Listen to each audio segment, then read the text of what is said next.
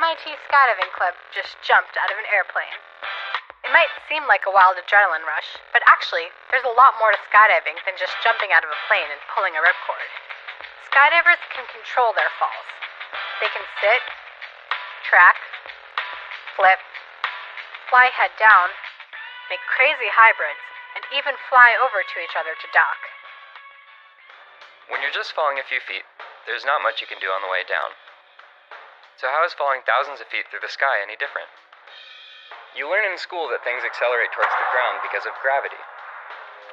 But when things like skydivers fall for thousands of feet, another force becomes important. Drag! Gravity pulls skydivers toward the Earth. But as we fall, tiny air molecules bump into us. Each tiny bump causes a little bit of force against our bodies. The hit from one air molecule may not seem like a lot, but when you add all those tiny forces up, you get a big force called drag, which pushes up, opposite to gravity. You can feel drag when you stick your hand out of a moving car window. When the jumpers first leave the plane, there's not much drag acting against gravity, so they accelerate towards the Earth. As skydivers fall and speed up, the drag force grows, and the skydivers feel the force of more and more air molecules. But with this comes control, and by positioning our bodies, we can stop flipping by pushing against the air. So, what if Banks and I want to jump together? Can we fall at the same speed? Swathi has a lot less surface area than me, so you'd think that she'd fall faster. But actually, she's so much lighter than me that she has a tendency to fall slower. But by reducing how much surface area is exposed to the air molecules, I can reduce drag and keep up with Banks.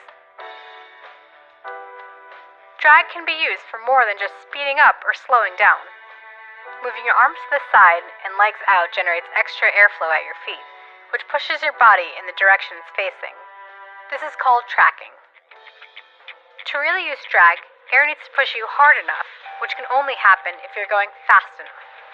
And that's why you can't track when you jump off of the high dive at a swimming pool. Skydivers can also do things like turn in place to create formations with each other. Other positions, like sitting, standing, and head down, change the surface areas that jumpers expose to the wind. Since fewer air molecules hit their bodies in these positions, skydivers can reach speeds up to 200 miles an hour. Skydivers would prefer, though, to not hit the ground at 200 miles an hour. Because they can't change the pull of gravity, they need to have as much drag as possible, so they open a parachute. The large surface area of the parachute helps us to slow down so we can land safely. Skydiving may seem like it defies the laws of physics, But in the end, it's